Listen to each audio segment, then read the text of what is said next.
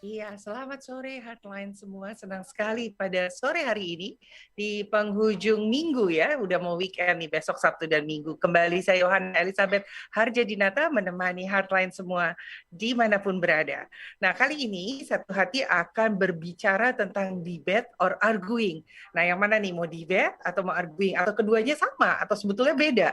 Kita akan kulik bersama-sama ya. Tentunya dengan sore hari ini saya ditemani oleh orang-orang yang seperti biasa, keren-keren. Namun sebelumnya, Kak Rini sore hari ini izin untuk tidak ikut dulu karena beliau ada di daerah yang cukup jauh dan susah signal. Tetapi jangan khawatir karena ada Kak Ari Wibowo yang pakarnya habis kerennya ya, debat and arguing akan dibahas di kulik, dan juga ada adik kita dari Aku Pintar, Saidatu Zahro. Nah, nanti saya tanya nih nama panggilannya apa ya. Selamat sore Kak Ari, selamat sore. Apa dipanggilnya nih? Selamat Saya. sore, Kak Apa Yohana. kabar Kak Ari? Wah, cerah loh. Kabar baik. Ya. Suka saya warnanya tuh. Apa jaket saya? Jaket Iya, saya ini dong. Udah nonton belum? apa tuh? Bentar. Ini dong. Oh, tetap ya, 777 ya. Squid Game, Selamat sore Squid Game. Kak. Selamat sore. Gimana, sehat selalu pastinya ya, selalu semangat ya. Puji Tuhan, sehat-sehat. Iya. Oke, sama kita ada adik kita nih dari Aku Pintar, ada adik Saida Tuzahro. Nah, saya susah terus terang manggilnya. Selamat sore, Dik. Dipanggilnya apa sih? Selamat sore Kak, panggil aja nama aku Saida. Oh, Biasa kalau Saida. teman Oke. Saida. Iya, namanya saya tidak terbiasa melafalkan, jadi agak susah gitu ya. Saida dari daerah Aku dari daerah Jakarta Barat. Jakarta Barat. Posisi saat ini kuliah atau SMA? Aku tahun ini gap year, Kak. Apa tuh? Aku tahun ini nggak ambil kuliah dulu gitu. Oke, udah lulus SMA ya? Kemarin kelas, iya. Oke, nggak apa-apa. Jangan kecil hati ya. Bisa berkarya dimanapun berada. Tadinya dari SMA mana? Aku dari SMK 1 Barnawati, Jakarta Barat, jurusan multimedia. Oh, jurusan multimedia. So, Saida bisa menyapa teman-temannya. Mungkin dari teman-teman SMA-nya, silakan. Bisa. Halo teman-teman semua, aku Saidatul Zahro dari SMK 1 Barnawati, Jakarta Barat, jurusan multimedia. Oke, thank you. Saida dari Jakarta Barat. Nah, tema kali ini adalah tentang debat and arguing. Namun sebelumnya saya mengundang untuk semuanya ikuti Instagramnya satuhati.idn ya, karena akan banyak cerita-cerita di sana, akan banyak berita-berita, dan juga mungkin ada sesi curhat di setiap hari Minggu yang bisa di-DM-kan, dan kita akan bersama-sama dengan psikolog kita nanti, dengan Karini di dalam IG tersebut. Nah, berbicara debat and arguing nih, Saida, tahu nggak sih debat sama argu itu artinya beda atau sama menurut Saida? Kalau menurut aku beda. Bedanya apa tuh? Kalau menurut aku itu... Iya, dia bukan catatan. aku nyari-nyari materinya dulu. Biar nanti debat tuh apa sih debat? Kalau menurut aku, debat itu kegiatan yang mengadu argumentasi antara dua pihak atau lebih, bersifat perorangan atau kelompok. Oke, itu debat ya. Kalau arguing? Kalau arguing itu adalah untuk mempertahankan gagasan, menolak atau menerima. Oke, nah kita tanya yang pakarnya sama Kak Ari ya. Kak Ari, apa sih sebetulnya debat itu dan apa yang bedanya dengan arguing? Apakah Saida sudah cukup merepresentatifkan jawabannya, Kak Ari? Wah, itu jawabannya adik Saida ini sangat luar biasa, sangat lengkap. Ya, betul ya bahwa debat itu atau di dalam sebuah perdebatan tentu ada sebuah arguing yang terjadi ya. Jadi ada perbedaan cara pandang, perbedaan pendapat ya, di mana di situ juga terjadi adu argumentasi. Karena tujuan debat sendiri adalah salah satunya untuk mempertahankan pendapat saya dengan beradu argumentasi, atau mempertahankan pendapat saya dengan mengemukakan argumentasi saya berdasarkan cara pandang saya terhadap sebuah isu atau sebuah keadaan atau peristiwa. Jadi itu menarik banget yang disampaikan adik saya. Tadi Kak Ari bilang berdasarkan keadaan peristiwa, tapi banyak sekali ya misalnya nih, kalau ini contohnya nih Kak Ardu, saya sering banget misalnya ngobrol sama pokoknya saya nggak mau tahu A ya, titik, nggak boleh diganti-ganti, pokoknya A. Nah itu apa tuh Kak? Argu atau debat tuh Kak? itu apa namanya? Keras kepala. Keras kepala, betul. Itu bukan berdebat, karena namanya berdebat berarti kan memberikan kesempatan kepada lawan komunikasi kita atau lawan debat kita untuk menyampaikan pendapatnya. Betul apa tidak? Ya, kalau kemudian pokoknya titik, ya namanya nggak ada perdebatan. Bahkan itu namanya bukan komunikasi, itu namanya lagi ngasih tahu kalau saya ini keras kepala dan nggak bisa dikasih tahu gitu loh kira-kira. Betul ya. Saida sering begitu nggak tuh di sekolah sama teman-temannya dalam kerja kelompok mungkin. Pokoknya kayaknya ini udah benar, nggak bisa gitu loh. Sering nggak tuh? Aku pernah kayak gitu. Pernah ya. Terus apa yang dirasakan sih kalau lagi begitu? Kan memaksakan keinginan Saida ya di dalam debat tadi atau arguing tadi. Yang Saida rasakan waktu itu seperti apa? Rasanya tuh kayak misalkan nih kita kan waktu itu terakhir contoh tugas karya tulis kan. Nah, saat itu kan emang kita kan lagi nyusun materinya gitu. Nah, teman aku ini sama aku itu kayak beda pendapat kan. Kayak ini manfaatnya dulu baru ciri-cirinya dulu. Tapi sedangkan aku maunya ciri-cirinya dulu baru manfaatnya gitu kan. Kayaknya di pandangan aku tuh kalau misalkan manfaatnya dulu gitu ya kan, itu kayak kurang serk gitu menurut aku, kayak kurang pas. Jadi aku minta jangan kayak gitu ditukar aja dulu, karena kan kalau misalkan manfaatnya dulu kurang pas gitu menurut aku. Itu termasuk golongan keras kepala juga ya Kak Ari ya? Iya, tapi keras kepala itu bisa jadi mungkin karena seseorang tidak tahu atau belum tahu bagaimana etika untuk berdebat ya. Karena karena berdebat ada etikanya. Betul. Oke. Karena ada etikanya, maka ada jenis perdebatan yang sehat, ada jenis perdebatan yang tidak sehat. Nah, salah satu tadi yang disampaikan adik Saidah itu adalah salah satu jenis perdebatan yang tidak sehat. Karena kalau yang namanya perdebatan tidak sehat, keluar atau selesai dari perdebatan itu yang terjadi apa? Baper, ya enggak? Jadi baper, sakit hati gitu. Dan ini kayaknya sering ya Kak Ari ya, kalau berdebat atau arguing di baper terus dibawa dalam sesudahnya ya, ada akibat jadi mempengaruhi hubungan gitu ya. Betul. Saya seringkali melihat hal seperti ini.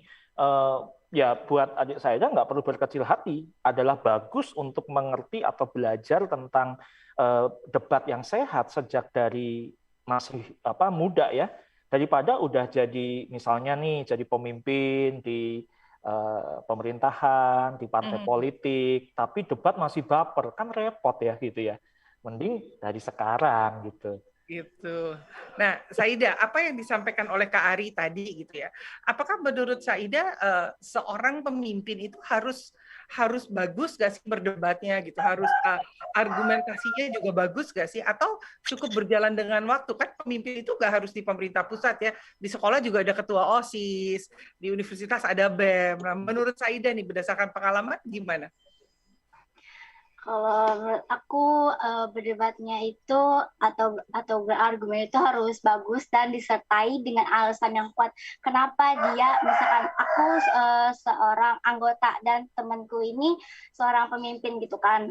Kalau dia debat sama aku gitu karena ada hal yang nggak setuju sama aku gitu, jelasin dulu apa alasan dia nggak terima atau maksudnya nggak nerima gitu dengan hal misalkan hal yang aku tulis gitu kan atau yang aku buat gitu, harus disertai dengan alasan yang kuat. Jadi aku bisa mengalah gitu atau bisa mengerti gitu dengan maksud dari pemimpin aku kenapa dia menolak gitu. I see. Contohnya mungkin sekarang ya, kenapa ayamnya berkokok padahal udah sore hari gitu ya. Itu dari tadi suaranya menarik soalnya kukuruyuk gitu. Padahal pagi. Nah itu contoh sederhana ya. Nah, Kak Ari, kan berdebat ini juga jenisnya macam-macam. Ada etika.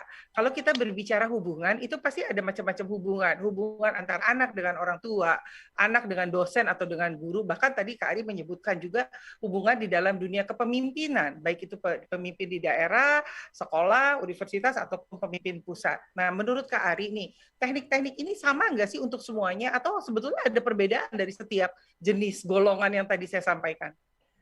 Menurut saya teknik dasarnya sama ya, bahwa di dalam perdebatan itu yang perlu kita pahami adalah pertama, berdebat secara sehat itu artinya kita berdebat menyerang pendapat orang lain yang berbeda dengan kita, tetapi tidak menyerang pribadinya. Oke. Tujuan kita menyerang pendapatnya adalah untuk apa? Untuk mempertahankan dan membuktikan bahwa pendapat saya itu valid dan benar, ya kan? Tapi nggak ada urusannya dengan menyerang pribadi seseorang. Nah, itu yang saya sebut dengan etikanya. Ini teknik dasar yang harus dikuasai oleh seseorang, menurut saya dari sejak masih muda ya. Nah, makanya seperti Saidah ini, salah satu yang selalu saya sarankan adalah ketika masih sekolah gitu ya, atau ketika nanti kuliah gitu, terlibatlah dengan organisasi. Karena di organisasilah sebetulnya kita berlatih untuk berdebat secara sehat. Karena kita bertemu dengan orang-orang yang punya pendapat berbeda dengan kita. Nah, bagaimana kita bisa mempertahankan pendapat kita dengan menyerang pendapat mereka yang berbeda dengan kita, tetapi tidak menyerang pribadinya. Nah, salah satu teknik yang perlu dikuasai adalah yang namanya critical thinking. Tadi yang Kak Yohana sampaikan itu critical thinking. Kita pernah nanya nggak sih, ayam yang biasanya berkokok pagi hari, kenapa sekarang berkokoknya sore hari? Itu kan critical thinking. Terus kemudian ada orang yang bilang gini, karena ayam sekarang udah nggak original gitu ya, udah terlalu crispy gitu, Mbak Maya. Ini kok jadi ngomongin ayam goreng sih gitu. Ayam sekarang udah mengalami mutasi gitu misalnya, ya kan? Terus kemudian ya ada gennya berbeda dan sebagainya, makanya dia berkokok ya suka-suka dia gitu kan. Nah, tapi kemudian kita kan gini, nggak gitulah. Coba buktikan pendapatmu seperti apa gitu. Apa yang membuktikan ayam itu bermutasi sehingga dia bisa berkokok di sore hari gitu kan. Ada nggak data-datanya? Nah, itu saya lagi menyerang pendapat dari orang tersebut ya. Jadi salah satu hal dasar atau teknik dasar atau skill dasar yang harus dimiliki adalah critical thinking, supaya kita bertanya gitu ya. Nah, kalau sudah critical thinking, kita perlu mengerti teknik berkomunikasi secara baik ya. Jadi tadi menyerang pendapat, opini, tapi tidak menyerang pribadinya. Nah, ini kalau tadi pertanyaannya apakah semakin kita ke level kepemimpinan kita semakin tinggi tekniknya sama, sebenarnya teknik dasarnya sama. Cuma semakin kita tinggi kan jam terbang semakin tinggi, maka ada kompetensi atau skill yang perlu kita tambahkan di situ. Nah, seperti itu. Ini sebelum ke Saida, aku tertarik sekali dengan tadi basicnya sama gitu ya. Tetapi pada kenyataannya nih Kak Ari, contoh deh hubungan antara orang tua dengan anak. Dua-duanya tuh bisa ke bawah penyerangan dalam tanda kutip ke pribadi, baper. Ya orang tuanya jadi baper, merasa gue yang ngelahirin lu, gue yang kasih makan gitu, nurut aja gitu kan. Atau si anak ngerasa gini, apa sih nih orang tua gue nggak keren nih, julid lah apalah, kok gue nggak bisa jadi diri gue gitu. Nah, kalau posisi seperti ini gimana? Sebelum kita masuk ke debat-debat yang lain nih Kak. Kalau posisi seperti ini perlu rekonsiliasi ya. Artinya begini, seseorang bisa berdebat secara sehat, nggak baper gitu. Pertama, kalau dia mengerti siapa dirinya. Contohnya tadi seperti orang tua sama anak. Saya ngerti bahwa saya ini orang tua. Ya, orang tua itu memiliki anak itu sebuah kepercayaan, sebuah kehormatan, bukan sebuah beban. Tapi kalau dia tidak mengerti identitasnya sebagai orang tua, maka dia menganggap anak sebagai beban. Nah, pada waktu dia menganggap anak sebagai beban, maka terjadilah seperti yang tadi Kak Yohana sampaikan, ya kan? Nah, demikian juga seorang anak, kalau dia mengerti identitasnya sebagai anak adalah seperti ini. Ini yang seringkali terjadi. Anak itu harus membalas jasa orang tua enggak sih? Menurut saya enggak. Karena satu sisi itu adalah kewajiban dari seorang, karena saya juga punya anak. Saya enggak perlu minta anak saya punya perasaan untuk berkewajiban membalas jasa yang saya dalam membesarkan dia, tidak. Itu kewajiban saya sebagai orang tua dan bahkan kehormatan sebagai orang tua, ya toh. Tapi yang perlu anak mengerti adalah bahwa sebagai anak saya tidak perlu membalas jasa orang tua saya, tapi yang menjadi kewajiban saya adalah menghormati orang tua saya. Nah, waktu menghormati bukan berarti saya selalu setuju dengan pendapat orang tua saya. Nah, karena saya tidak selalu setuju dengan pendapat orang tua saya cari cara bagaimana saya mengkomunikasikan pendapat saya yang berbeda dengan dia. Disitulah teknik dasar di dalam berdebat tadi menjadi sangat penting. Itu, Kak. Saida, udah denger tuh paparan dari Kak Ari. Saida jujur, ayo, seberapa sering bawa baper perasaan ke orang tua pada saat memberikan pendapat gitu loh. Sering nggak tuh, Saida? Kalau aku sering.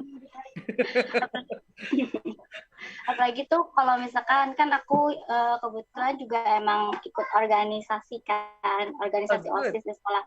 Terus kalau misalkan ada acara itu kan memang kita pulangnya agak sore gitu, lebih telat daripada teman-teman yang lain, kayak misalkan untuk nyiapin acara hari guru atau hari-hari spesial gitu kan. Jadi kayak saya udah ngapain sih pulangnya sore-sore terus, kan emang kalau persiapan itu dari beberapa hari sebelum tanggal acara kan. Jadi kalau pulang sore-sore terus gitu. Kenapa sih gitu pulangnya kayak sore-sore terus gitu kan, sampai malam kadang gitu kan. Terus karena kan juga terbatas dari jalannya juga macet gitu kan, jadi pulangnya suka maghrib gitu ya kan. Terus saya jelasin dong kalau misalkan saya tuh ikut ini ya, ada acara sebentar lagi, acara hari guru gitu, jadi pulangnya tuh harus lebih sore gitu kan untuk nyiapin yang lain-lainnya gitu buat acara nanti gitu sih. Tapi mama emang suka gitu. Terus akhirnya kan karena udah saya jelasin gitu kan, karena terus itu kan mama saya juga mikir itu kan hal yang positif juga kan, masuk organisasi gitu. Terus buat nama pengalaman juga, jadi mama nggak terlalu banget. Nah, ini contoh yang bagus ya. Nah, Saida kan tadi bilang berorganisasi, ternyata pasti Saida melihat perbedaan pada Saida menyampaikan ungkapan kepada orang tua, ataupun pada saat Saida di dalam kelompok organisasi harus tadi itu argumentasi atau berdebat. Nah, di mana yang lebih susah menurut Saida? Di organisasi atau dengan orang tua? Kalau menurut Saida lebih ke organisasi. Kenapa, sayang? Kalau sama orang tua saya kan, kalau misalkan Saida udah ngasih alasan yang kuat dan habis itu udah ada buktinya juga gitu kan, emang Saida benar ada di sekolah dan ngerjain suatu hal untuk organisasi, itu mama ya udah boleh gitu kan, gitu, asal pulangnya juga terlalu malam banget gitu. Tapi kan kalau misalkan organisasi di sekolah itu kan banyak banget halnya gitu kan, jadi kayak supaya perbedaan pendapat gitu, misalkan kayak misalkan lagi pengurusan acara gitu Kak. Jadi beda, banyak latar belakang dan kepala dengan pikiran-pikiran yang berbeda juga ya, Saidah ya. Iya. Oke, nah Kak Ari ini jujur nih ya, diakui oleh seorang gadis cantik, anak baru lulus SMA yang menyatakan lebih sulit berorganisasi pada saat kita harus berdebat daripada dengan orang tua gitu, menyampaikan tanggapan. Apakah ini memang sebetulnya juga sesuatu hal yang wajar, sehingga tadi Kak Ari bilang organisasi adalah suatu tempat yang wadah yang tepat nih untuk bisa banyak belajar. Apakah demikian Kak Ari? Ya, saya rasa betul sekali ya. Tapi pertama kali menurut saya Saida harus bersyukur karena memiliki orang tua yang cukup gaul ya. Jadi bisa mengerti gitu kebutuhan anak gitu ya. Tapi ada juga saya kenal dengan beberapa remaja yang cukup struggle juga ya di dalam berkomunikasi dengan orang tuanya. Setiap kali di debat orang itu bilang pokoknya gitu ya. Kalau udah pokoknya ya udah selesai, nggak ada pembicaraan gitu kan. Tapi apakah secara rata-rata di dalam organisasi itu lebih sulit? Ya ada benarnya juga. Kenapa? Karena dalam organisasi kita nggak berhadapan cuma sama satu atau dua orang. Ya kita berhadapan dengan banyak kepala, betul nggak sih? Ya mereka punya pendapat yang berbeda-beda, dan yang menjadi sangat sulit adalah ketika kemudian di dalam perdebatan itu kita melupakan bahwa perbedaan itu bukanlah sesuatu yang harus menjadi sandungan atau jurang pemisah ya, tetapi seharusnya perbedaan itu menjadi sebuah kekuatan. Kan kita juga punya semboyan Bhinneka Tunggal Ika, berbeda-beda tetapi satu juga. Nah, perdebatan yang sehat dimulai dari apa? Ketika kita bisa menghormati dan menghargai dan bahkan merayakan perbedaan yang ada. Jadi sekali lagi, saya akan menyerang Anda, tapi saya tidak menyerang Anda secara pribadi, saya menyerang pemikiran Anda, gitu. Nah, sehingga ketika habis berdebat apa? Ya kita temenan lagi gitu, nggak ada urusannya dengan kita jadi berantem, jadi baper, nggak apa jadi apa ya musuhan gitu ya, kan nggak kayak gitu ya. Tapi ini betul.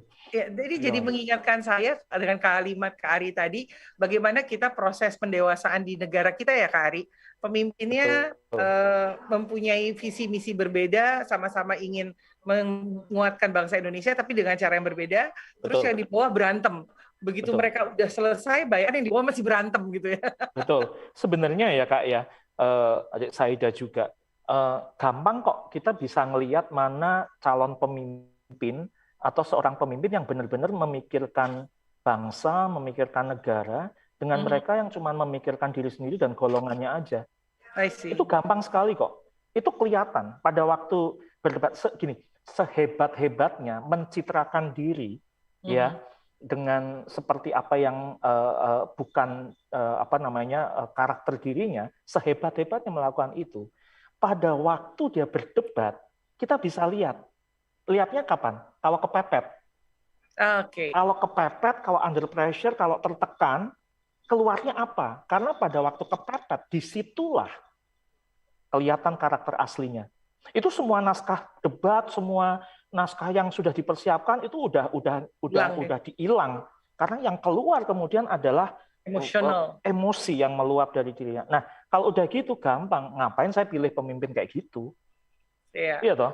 Iya, gitu. Betul. Nah, Saida, dari apa yang Kak Ari sampaikan, Saida ada nggak pendapat atau ingin nambahin dari Kak Ari? Atau mungkin mau tanya dengan Kak Ari juga tentang debat arguing, boleh loh. Kita ngobrol santai di sini. Silakan, Saida. Iya, Kak. Aku punya pertanyaan buat Kak Ari. Jangan susah-susah ya.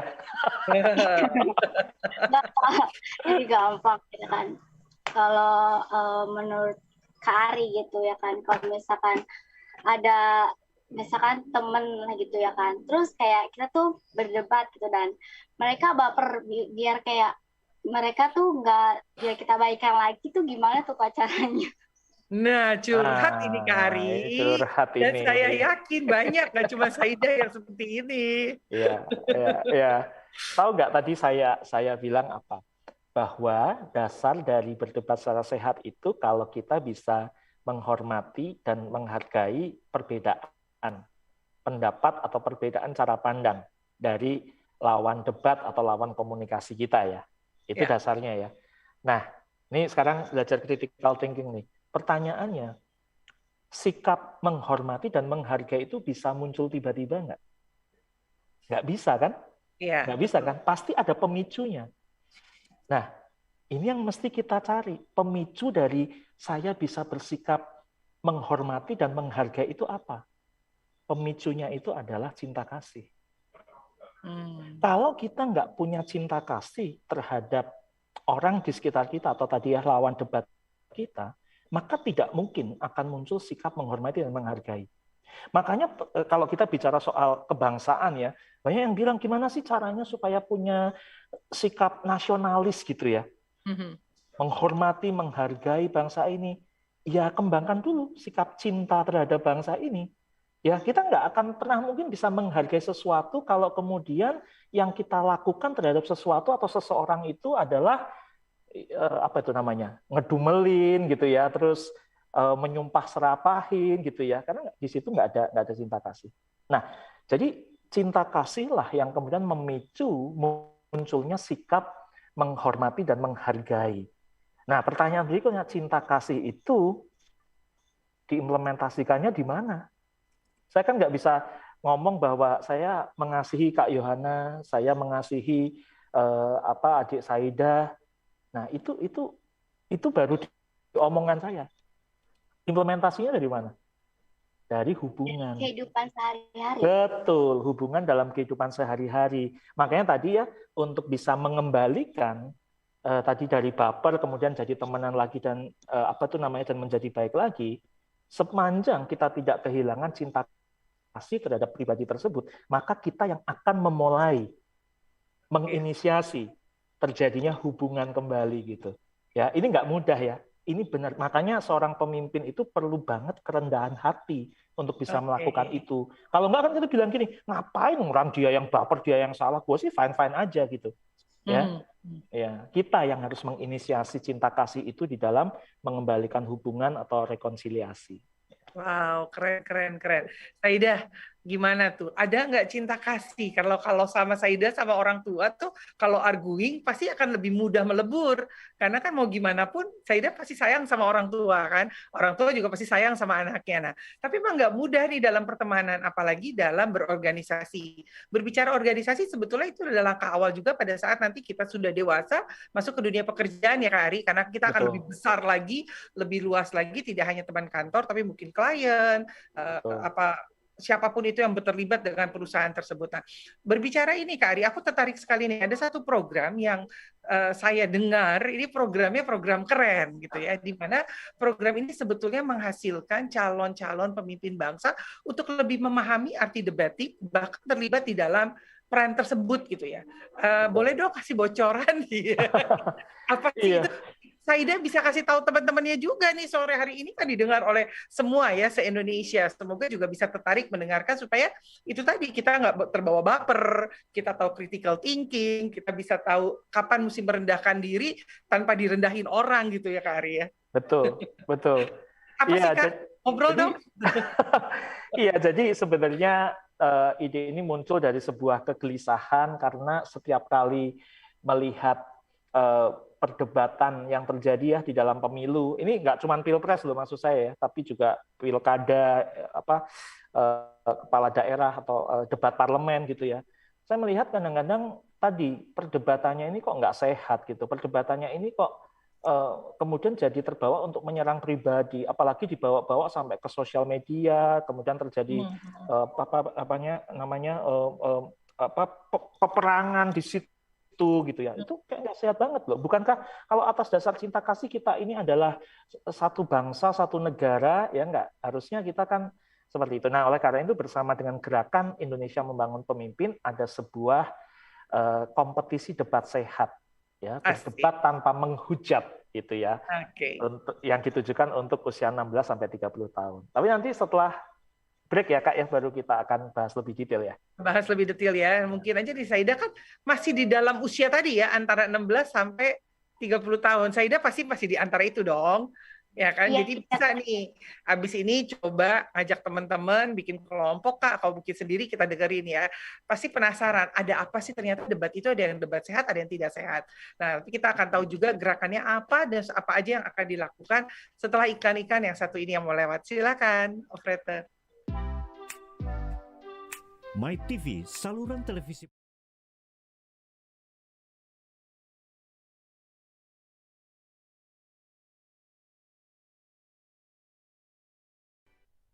Iya, selamat sore kembali Heartliners. Sore ini, kalau tadi di sesi pertama kita sudah banyak sekali mendengarkan tentang pengertian debate atau arguing. Sore hari ini kita masih tetap ditemani oleh Kak Ari Wibowo dan juga adik kita Saida dari Jakarta Barat. Dan jangan lupa ya untuk terus ikuti Instagram satuhati.idn. Bagi teman-teman yang belum mengikuti Instagramnya, ikuti. Karena setiap harinya akan banyak kegiatan dan juga pada hari Minggu besok ada untuk interaktif curhat di DM-nya Satu Hati. Jadi nanti akan dijawab secara khusus oleh psikolog kita cantik Kak Rini. Berbicara tadi tentang debate, tentunya ini adalah hal yang buat kita sekarang banyak mengerti. Ternyata debat itu ada debat sehat, ada debat yang tidak baik. Ada yang menyerang karakteristiknya, tetapi juga yang benar sebetulnya bukan itu. Menyerang lebih kepada argumentasi perbahasan untuk mendapatkan hasil yang sempurna dan optimal pastinya. Nah, Kak Ari, tadi dikatakan ada satu gerakan yang ingin sekali memperkuat debat-debat ini dalam satu program. Nah, boleh dong dikasih bocoran-bocorannya, kali aja nih ada teman-teman kita yang pengen sekali ikutan. Silakan Kak Ari. Wah, siap Kak. Jadi tadi Gerakan Indonesia Membangun Pemimpin ini adalah sebuah gerakan yang netral ya.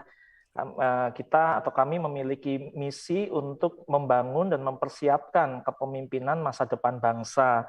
Nah, salah satu caranya adalah apa? Caranya adalah dengan menyelenggarakan program The Candidates. The Candidates ini apa? The Candidates adalah program sebuah ajang kompetisi debat sehat, yaitu berdebat tanpa menghujat. Jadi ini akan memberikan platform bagi calon-calon atau kader-kader pemimpin masa depan bangsa untuk memiliki kesempatan mengemukakan dan mempertahankan pendapatnya, tetapi dengan cara yang benar, dengan cara yang sehat. Dan harapannya, Kak, ini bisa menjadi model bagi perdebatan-perdebatan, termasuk perdebatan parlementer ya, yang terjadi atau berlangsung di bangsa ini. Jadi bagaimana kita bisa berdebat dengan cinta kasih tadi, berdebat dengan menghormati dan menghargai kebinekaan kita, ya, karena kita Bhinneka Tunggal Ika. Nah, apa yang akan diperdebatkan adalah tentang ide-ide solusi terhadap isu-isu ideologi, politik, ekonomi, sosial budaya, pertahanan, keamanan, pendidikan, gitu ya. Dan yang menarik begini, Kak, kami tidak sekedar melakukan ini untuk kemudian ya sudah peserta berkompetisi dan kemudian dinilai selesai, tidak.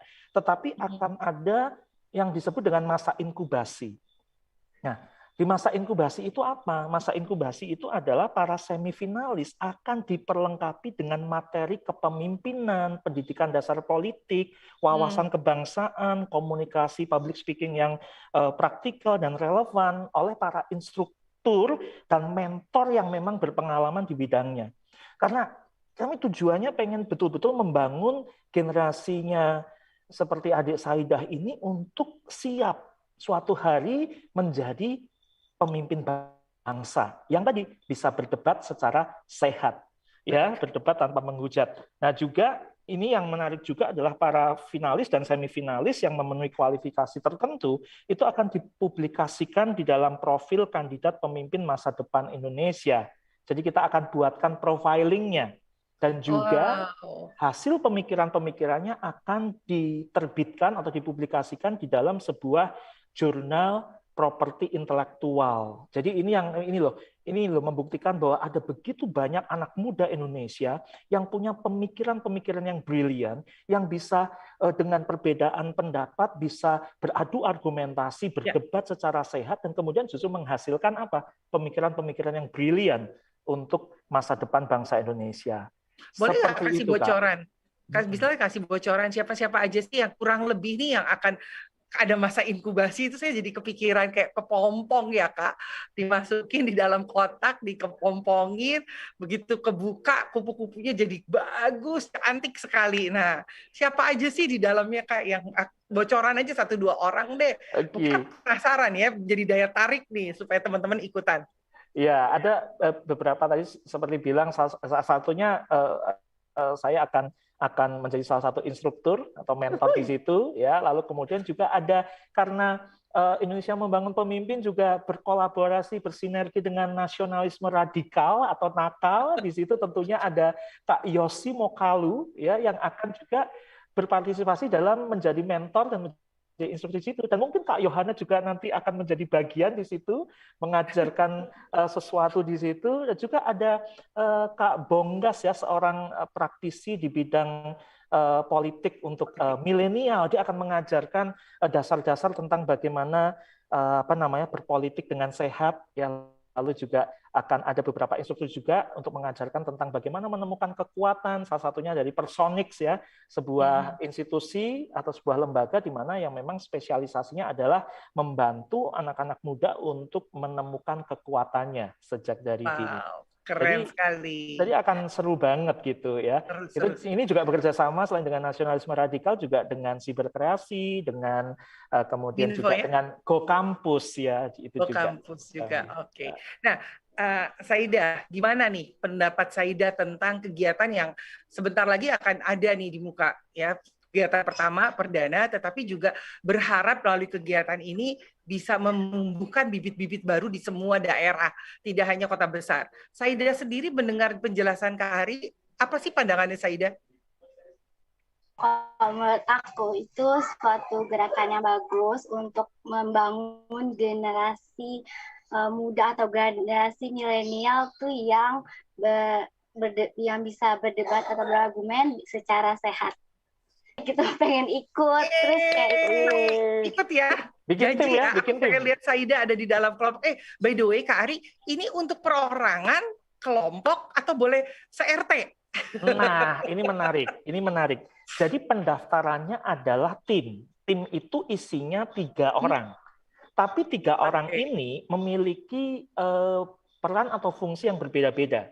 Jadi yang pertama, di dalam tim tersebut ada yang memang perannya adalah sebagai communicator. Nanti di dalam pendaftarannya akan terkategorikan, oh saya memang kekuatannya adalah communicator. Communicator itu siapa? Kayak kalau di dalam pilkada atau pilpres itu kayak saya yang mau mencalonkan jadi presidennya. Nah, tetapi tadi kita ingat bahwa cinta kasih, menghargai, menghormati perbedaan, artinya apa? Kan kalau saya maju sebagai calon, itu saya nggak maju sendirian. Ada orang-orang atau tim saya, partner saya yang membantu saya mempersiapkan segala sesuatunya. Maka selain communicator juga ada yang berfungsi sebagai scriptwriter. Nah, dia juga tugasnya adalah mempersiapkan naskah debatnya. Dia bertugas untuk memperlengkapi dengan data, sehingga pada waktu si communicator ini maju, maka yang menjadi dasar argumentasi dia adalah argumentasi yang berdasarkan data, ya, dan terstruktur gitu, sistematis dan lain sebagainya. Dan satu lagi tidak lupa adalah biasanya kan orang kalau mau maju itu kan atau menjadi kandidat kan kemudian ada masa kampanye ya. Nah, satu lagi berfungsi sebagai campaign director. Jadi penilaian nanti seperti apa? Tentunya ada penilaian tim terbaik, ya, satu. Lalu kemudian ada penilaian individu. Komunikator terbaik, kemudian juga ada scriptwriter terbaik, lalu atau penulis naskah debat terbaik, lalu kemudian juga ada campaign director, ya, atau pengarah kampanye terbaik gitu. Seru deh, pokoknya ini akan seru banget dinamikanya gitu. Ada host terbaik, Kak?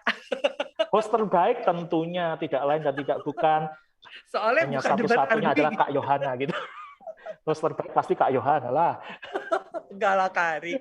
Saida, tadi Saida bilang menarik. Saida mau nggak bagi berita ini? Kan sesuatu yang baik, sesuatu yang indah itu harus dikembangkan ya, diberitakan. Mau nggak Saida membagikan ke teman-teman, tapi juga ngajak gitu. Saya pengen lihat deh Saida menjadi salah satu kandidat dari salah satu yang Kak Ari sebutkan tadi. Ayo, bisa nggak aku tantang nih Saida? Tantang sekarang. Siap ngumpulin 3 orang berdua dengan temannya? Aku nggak tahu. Kalau temennya itu loh yang bingung. Karena kan kalau teman-teman aku ada yang kuliah juga, ada yang sibuk kerja juga. Jadi bingung kalau nyari temennya. Tapi kalau sendiri kepengen ya, cuma kalau cari teman bingung ya. Oke, nggak apa-apa. Jangan kecil hati. Nanti kita bikin debat perorangan mungkin ya. Kak Ari berbicara tadi ya. Boleh tahu nggak sih pendaftaran terakhir tuh kapan ya? Pendaftaran terakhir itu tanggal 17 Oktober 2021. Jadi masih ada waktu 1 minggu dari sekarang. Nah, itu semua informasi juga sudah lengkap di situ ya, di dalam formulir pendaftaran itu ya. Iya, thank you sekali Kak Ari. Nah, buat teman-teman Headline yang tertarik, ini tadi disampaikan bisa untuk membentuk 3 orang, bisa langsung daftar ke linknya apa Kak Ari? Boleh disebutkan sekali lagi? Ke linknya itu https ya /bit.ly/3ix kecil B besar 1 TF huruf besar. Diulangi? Iya. Boleh dong. Ya, https:// atau double garis miring lalu bit.ly garis miring 3 I kecil X kecil B besar 1 TF huruf besar. Ya, atau bisa juga dilihat di account-nya dari Instagram dari Indonesia Membangun Pemimpin, yaitu @imp.ak. Oke, Ya. FIMP.AK itu lebih mudah daripada yang HTTP tadi ya. Iya. Kecuali tadi ada yang penulis, tak boleh ya. Jadi, oke, Ya. Hardliners, Suatu Hati akan memberikan 2 kelompok yang mendaftarkan melewat DM-nya Satu Hati. Kita akan daftarkan, nanti biaya pendaftaran akan dibiayai oleh Satu Hati untuk 2 kelompok pertama saja. Ya, jadi ini tantangan yang diberikan oleh Satu Hati untuk se-Indonesia. Saida boleh dibagikan ke teman-temannya juga, boleh mendaftar lewat satuhati.idn ya, hanya 2 kelompok yang akan kita daftarkan dan dibayarkan oleh Satu Hati karena ada administrasi fee-nya ya Kak Ari ya. Iya, dan administrasi fee-nya sebetulnya hanya untuk Lambang. Iya, lambang, karena kita merayakan 76 tahun kemerdekaan Indonesia, jadi administrasi fee-nya satu kelompok hanya Rp76.000 saja. Ya, dan ini akan dibayarkan oleh Satu Hati untuk 2 kelompok yang mendaftar untuk kegiatan ini. Ya, oke, Saida berbicara tadi ya tentang debat, tentang arguing. Ini banyak sekali masukan ya. Ternyata tidak mudah, ada tata etika. Saya pikir tata etika hanya di meja makan doang gitu ya, tangan kanan, tangan kiri, ternyata berdebat, berarguing juga perlu tata etika. Nah, Saida dari pengalaman yang Saida dapat hari ini, kira-kira apa sih yang menurut Saida, ini besok nih Saida dapat pembekalan ini nih, jadi Saida sudah bisa memperbaiki di sisi yang ini. Nah, ini yang mana nih sisinya Saida, yang Saida hari ini dapatkan insight-nya dari pembicaraan kita? Kalau aku adalah untuk critical thinking dan juga untuk saat beragama itu tidak menyerang karakteristik dari lawan bicara Saida. Itu Kak. Nah, menarik ya tadi critical thinking dan tidak menyerang lawan pembicara Saida. Nah, Saida pernah nggak sih mendapatkan serangan-serangan mungkin di IG atau di media sosial lain pada saat berargumentasi di sekolah, di organisasi, atau mungkin di tempat di luar organisasi, di ruang bermain gitu ya, dengan teman-teman yang diposting. Pernah nggak dapetin kayak begitu? Atau mungkin pelaku? Jangan ya. Kalau aku alhamdulillahnya nggak pernah ya kan Kak, nggak pernah sampai temenku tuh sampai marah kayak benar-benar nggak suka, baper banget gitu sama aku, terus bawa ke sosial media. Aku nggak pernah sih digituin sama teman-teman aku. Karena teman-teman aku juga kan kebanyakan itu adanya dari organisasi. Temanku juga ketua OSIS gitu. Jadi nggak sampai kayak gitu Kak. Jadi udah terbiasa ya. Kak Ari ini menarik ya. Tadi dikatakan tidak pernah karena teman-temanku berasal dari organisasi. Nah, Kak Ari, jadi jelas sekali ya sebuah organisasi itu bisa membentuk karakteristik seseorang juga ya Kak Ari ya. Betul sekali Kak, betul sekali. Makanya saya juga selalu menyarankan kepada mereka adik-adik yang masih sekolah atau mereka yang kuliah, adalah baik ya untuk kita belajar melalui kelas gitu ya. Tetapi juga tidak kalah penting adalah belajar di luar kelas melalui organisasi. Karena berorganisasi menjadi sangat penting. Saya di dunia kerja gitu ya, saya ketemu dengan saya bisa cepat membedakan mana anak muda yang dalam pekerjaan itu lebih tangkas, lebih berinisiatif. Biasanya latar belakangnya adalah mereka yang pernah terlibat di dalam sebuah organisasi gitu ya.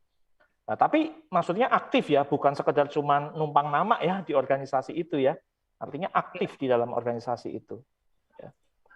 Harus aktif ya, cuma numpang nama. Kadang kebanyakan orang suka yang cuma numpang nama, yang penting ada namanya keren tapi nggak aktif gitu ya Kak Ari. Betul banget. Apalagi itu nanti kalau jadi pemimpin cuma numpang nama di organisasinya tapi nggak ngapa-ngapain. Tapi kan kenyataannya banyak Kak Ari. Banyak sekali orang-orang yang numpang nama, ditaruh di situ, tetapi di belakangnya bukan mereka yang kerja, sebetulnya di belakangnya yang kerja gitu loh. Ini gimana pendapat Kak Ari untuk hal seperti ini? Nah, itu dia sebetulnya salah satu misi dari tadi ya kompetisi debat tadi, kenapa tim 3 orang dengan fungsi yang berbeda-beda, karena untuk mengajarkan bahwa kita itu gini, ada bedanya antara individualisme dan kolektivisme.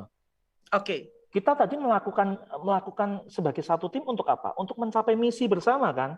Ya, itu betul. Namanya melakukan prosesnya atau bekerja samanya itu secara kolektif. Gitu. Tetapi yang kita mesti ingat, di dalam kolektivisme itu setiap individu itu punya tanggung jawab individualisme. Jadi individualisme bukan berarti egois ya. Individualisme gini loh.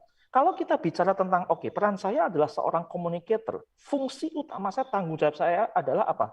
Semampu-mampunya saya, sebaik mungkin saya akan mempersiapkan diri supaya saya bisa mempertahankan pendapat dari tim saya dan kemudian bisa menyerang pendapat tim lain dan kemudian bisa memenangkan pendapat ini. Itu adalah fungsi saya, itu tanggung jawab saya.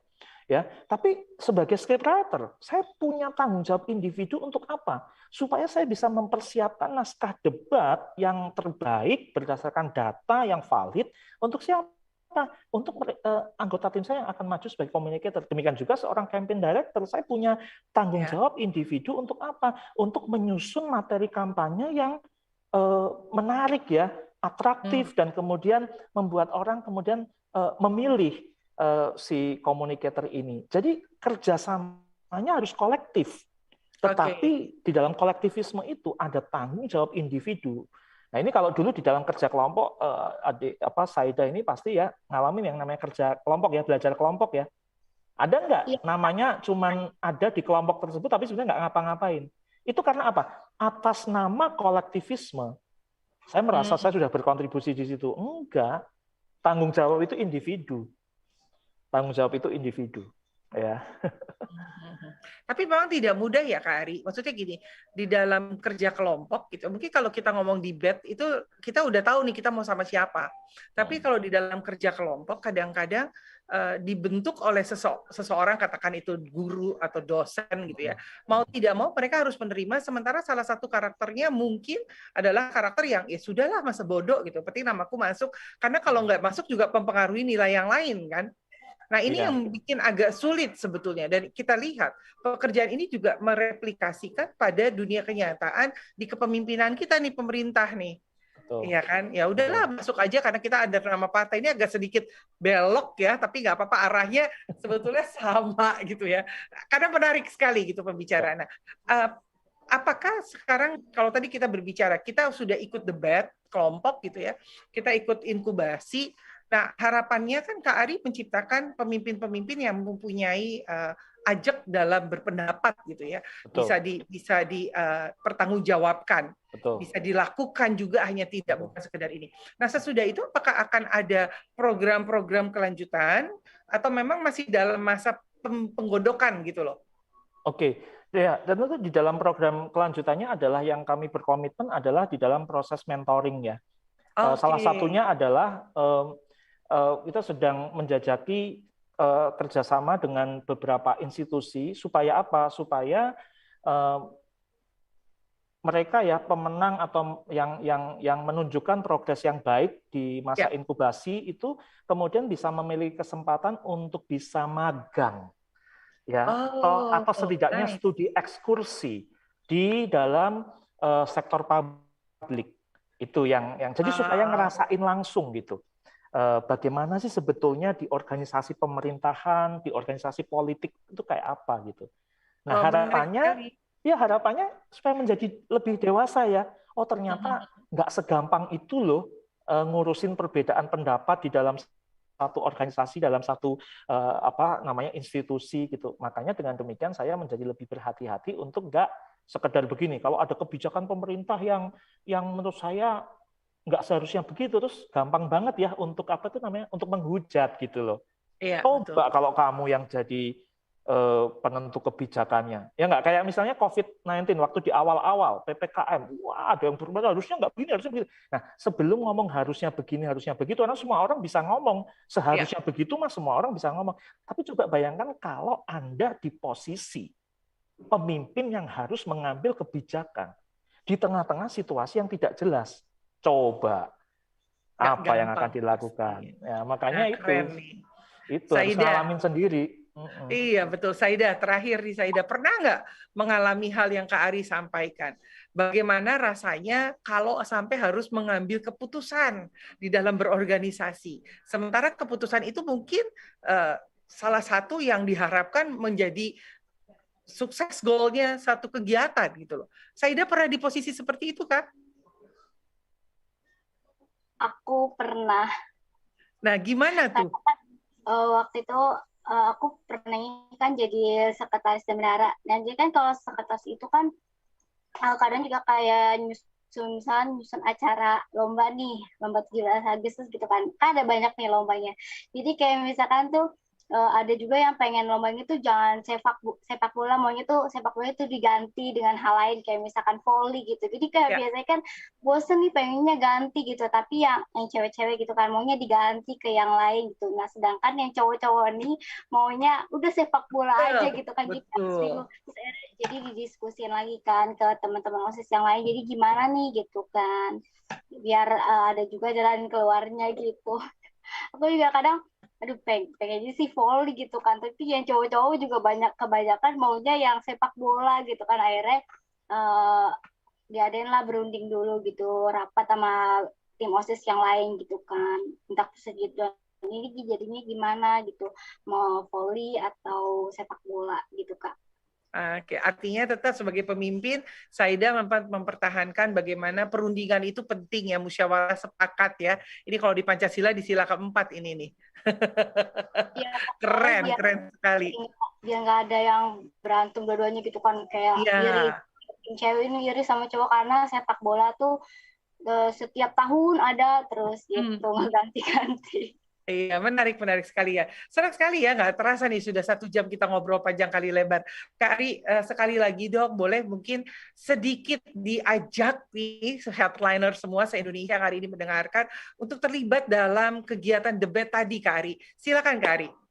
Baik, teman-teman headliners, saya mengundang semua yang merasa bahwa Indonesia adalah bangsa dan negara yang saya cintai, dan saya ingin bahwa suatu hari muncul pemimpin-pemimpin bangsa yang memang memperjuangkan kepentingan bangsa ini. Saya mengundang Anda semua, kalian semua untuk bisa terlibat di The Candidates, debat sehat, berdebat tanpa menghujat. Ini adalah sebuah program yang sekali lagi dipersiapkan untuk memberikan platform bagi munculnya kader-kader pemimpin masa depan bangsa yang kemudian bisa berdebat secara sehat, yaitu berdebat tanpa menghujat. Karena pemimpin yang hebat adalah bukan pemimpin yang selalu memenangkan perdebatan, tapi pemimpin yang hebat adalah pemimpin yang bisa menerima kekalahan di dalam perdebatan dengan jiwa yang besar dan lebih mementingkan kepentingan bersama, yaitu kemajuan bangsa dan negara. Ya. Seperti itu, Kak Yohana. Kurang lebih acara ini akan dilakukan dalam bentuk kelompok, 1 kelompok 3 orang, dan silakan untuk mendaftarkan di tadi IG-nya apa Kak Ari? @imp.ak. Ya, boleh diulangi sekali lagi? @imp.ak.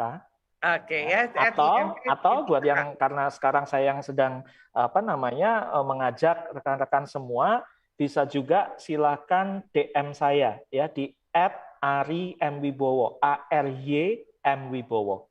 Nah, oke, jadi bisa nih bersama-sama. Yuk, dan juga Satu Hati memberikan 2 kelompok free. Dari Satu Hati akan dibantu untuk administrasi free-nya bagi yang mau mendaftarkan debat ini melalui akun IG-nya Satu Hati yang akan langsung dikirim nanti kepada the candidate panitianya ya.